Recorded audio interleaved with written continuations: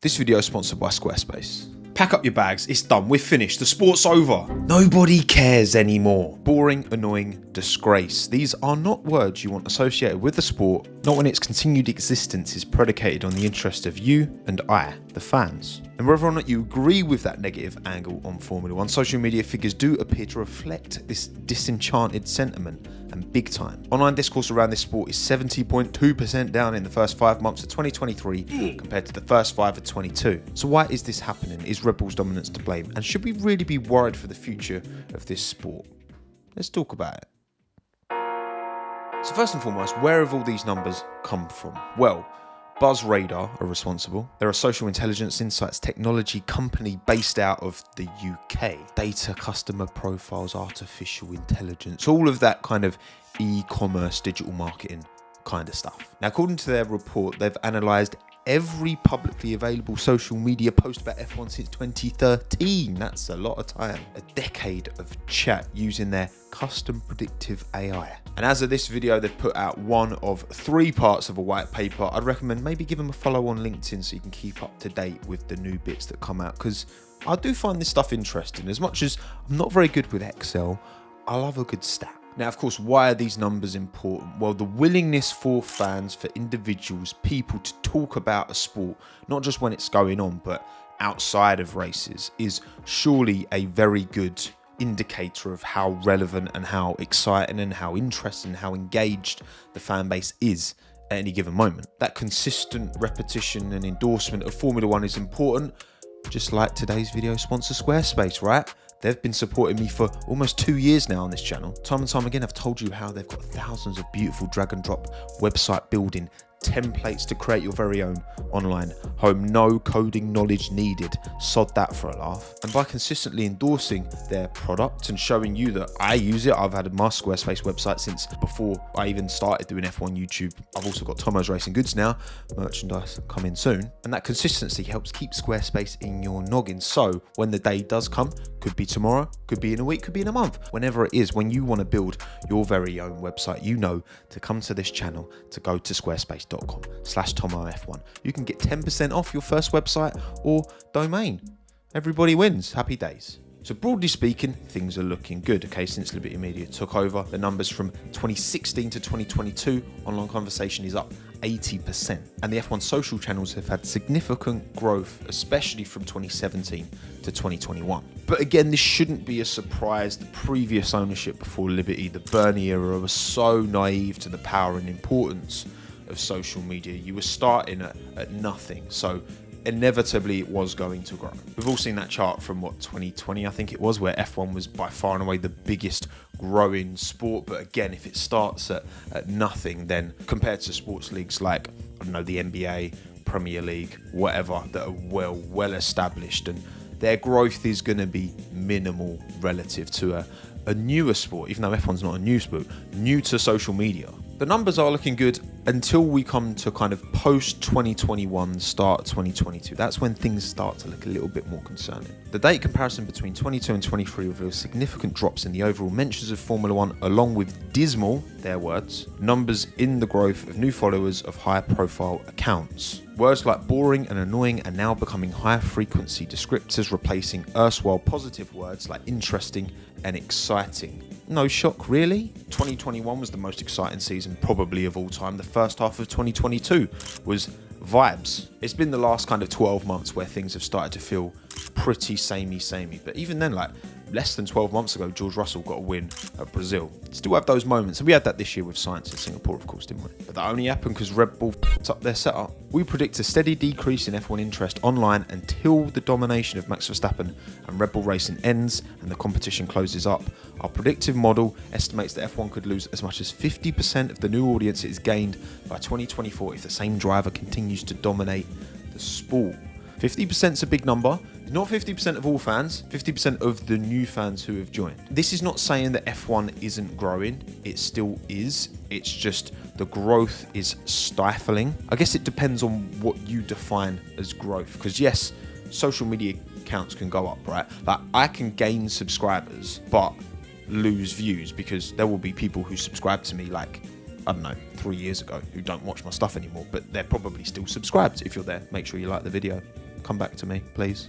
Please. Now let's look at social media mentions. So again, this is comparing the first 5 months of this year, 23, 22, 21 as well. So far this year, it's 1.83 million. In 2022, it was 6.13 million. That's where the 70% drop off comes from, because yeah, that's what the numbers are saying. People were talking about F1 70% less than they were this time last year. Since 2017-18, social media as a beast has changed so much as well, right? TikTok wasn't a thing. There wasn't the same engagement in short form content like there is now. Twitter was a thing back then, but not as big as it is now, although Elon's trying his best to cannon it into a mountainside. The data seems pretty clear, and when you also consider, I think that F1 teams are way more engaged themselves with social media now than they were, 5-6 years ago. Now they've really embraced and understand the power of building a brand. You look at the amount of activation a team like Williams are doing as well, the little pop-ups, and really trying to build,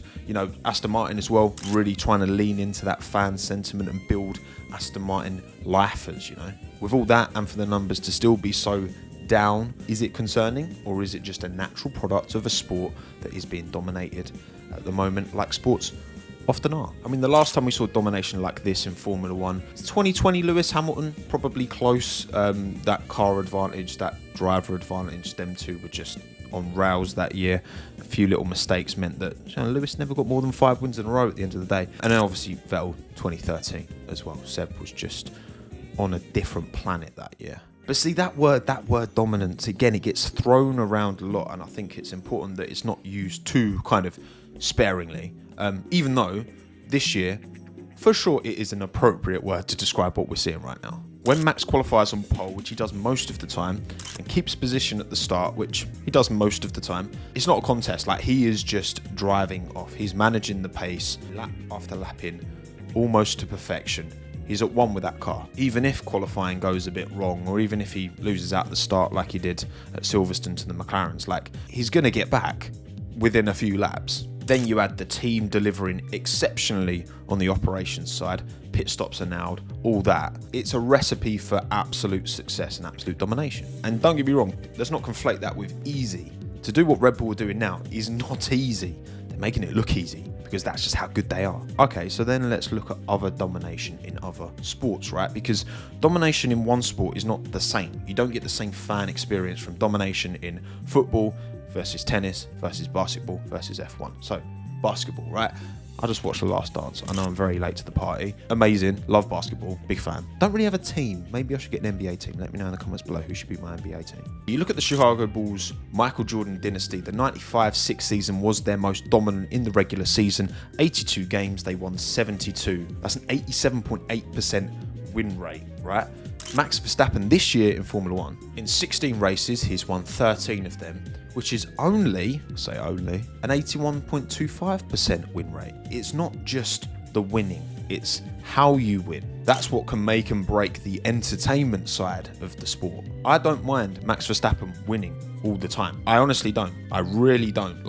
I can accept that as long as it's interesting, as long as he's having to scrap, as long as it's close, as long as it's not a foregone conclusion. That is when people are going to start to fall off, and that is what's happening at the moment. Of course, I've got my favourites, right? I love Alex Albon, right? He's my boy. But 2021, if anything, it was quite nice not having him race, because then that was just one less source of anxiety for me. I'm primarily attached to this sport for the sport, not for the drivers. I want to see close racing because I love motorsport. Go back to that Bulls 95-6 season, okay? He won 72 of 82 matches in the regular season, but there were plenty of those matches where they just won. It was very close. 110-106 v Portland, 107-104 v Portland, 95-93 v Atlanta, 92-98 v Toronto, 99-95 versus Golden State. I could go on and on and on. Yes, they dominated some of those games individually, but not all 72 of them, not by any stretch. And when there's 82 individual matchups, there's so many opportunities, more opportunities for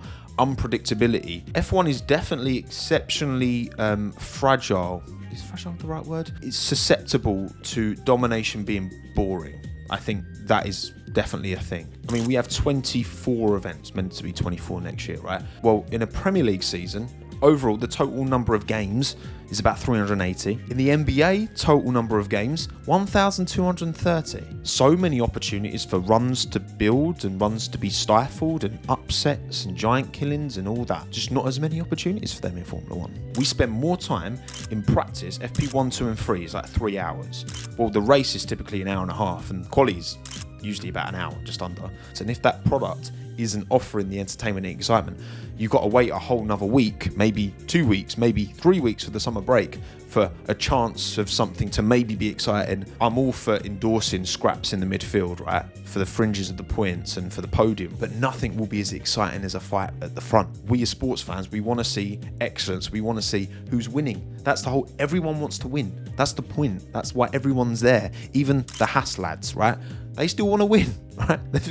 Small chance. You got the Ocon win. You got the Gasly win. That's what we're all here for primarily, to see the winner. We don't have cup competitions in F1. We don't have head-to-head driver shootouts in Formula 1. And again, I'm not endorsing that. I'm not saying we should do that. I'm just saying like that's what the sport is. But then also on top of that, you know, you look at a sport like football, okay? Let's take Lionel Messi. When he's pulling out his wizardry, he's doing madness on the football pitch, okay? You're captivated. Like, all eyes, when someone is having an individually incredible performance in a team game like football, that greatness is inherently exciting and draws your attention. In Formula 1, Max Verstappen, we barely saw him because he's just lap after lap after lap. He's hot lapping, right? Comfortably ahead of P2. Jobs are good. The excitement in Formula 1 doesn't come from someone being at the front, hot lapping, with no one next to them, no one competing with them. The excitement comes from wheel-to-wheel scrapping, and that's not what we're getting at the moment. The individual brilliance isn't what makes F1 exciting. If you could make Max a little bit worse so that he was scrapping with, say, Lando or Checo or Charles or Carlos or whoever, would it make the product more entertaining? Of course it would. There would be people around Max. If you could say the same of football, let's make Messi a little bit worse so that he's not, you know, just walking around everyone and making it look easy. Would that make it more entertaining? No, it wouldn't. Their ability to dominate their sport is inherently entertaining. F1 is the opposite, really. That car doesn't go wrong. Their driver, almost inhuman in terms of the levels Max can bring time and time and time again. And unfortunately, you've got a teammate who's nowhere near. In 2014, 15, 16, it was all right to have a dominant team at the front because Rosberg could hang with Hamilton. Rosberg's got 7 wins in a row in that Mercedes, 2 more than Lewis has ever managed in his entire career. We didn't need to pull either of those back. They were both incredible in those seasons, Hamilton and Rosberg, and it was really entertaining relative to what we're seeing this year, because at least there was someone who, there's a chance. There's always a chance. Again, Lewis 2020, sure, but 2020 was like it was a pretty good season outside of, I think, unpredictability on the podium as well was kind of interesting. I don't know, I think 2020 was more exciting than this year, but also everyone was locked inside. You know, I was just starting this YouTube channel and don't know if I'm a good reference point, because I mean, look, for my stuff, okay, so we're talking about interest in F1 and F1 media. I mean, I was just looking back on my YouTube studio, and yeah, I would say this time last year I was more consistently hitting 100,000 views per video, right? It's a bit more of a struggle now. I think eyeballing it's probably dropped to about 30%, I would say, from this time last year. Now look, maybe I'm just washed, okay? Maybe I don't know what I'm doing. But I like to think my videos are just as good, if not better than they were back then. I'd like to think I'm improving. The sentiment, the numbers seem to reflect that interest is down. Do I think it's a problem? I guess that's the thing, right?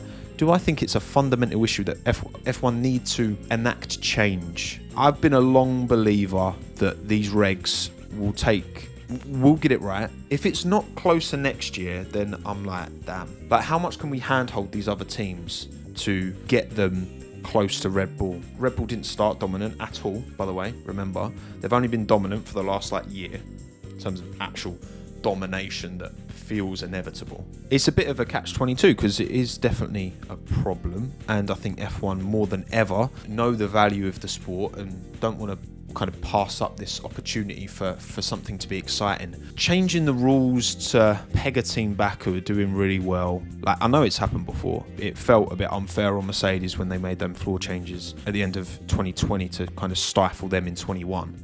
but that did give us one of the greatest seasons in F1 history, probably the greatest season in F1 history. Max is going to win this championship this weekend in Qatar, almost certainly. I'm excited to see what Ferrari and Mercedes come out with next year. They've said big changes on the horizon, and you know, Aston Martin and McLaren are kind of on the same path as Red Bull anyway. Yeah, McLaren have got tons of ATR because they were like 6th mid-season this year, so they've got loads of ATR right now to develop that car further. The possibility excites me that it could be closer next year. If we get to Bahrain next year and it's the same, it's going to be a bit of a kick in the teeth, to be honest. And I'll have to put my hands up and say I was kind of wrong. Now, it's quite funny. It didn't take long for F1 to kind of retort these figures from Buzz Radar. Apparently, according to F1, growth across the FOM channels in 2023 is almost 8 times bigger than the 3.7 million growth that Buzz Radar claimed. Which, look, I get. It's not a good look for them, for these kind of reports to kind of come out and almost diminish the growth of the sport. It doesn't look good for shareholders. I'm sure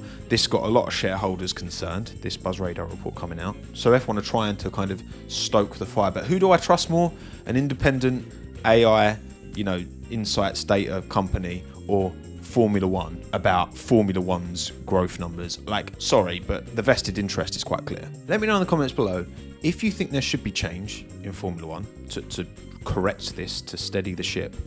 What is that change? Because I've heard a lot of people complain, but not a lot of good, sound suggestions for what actually could be done to help this situation.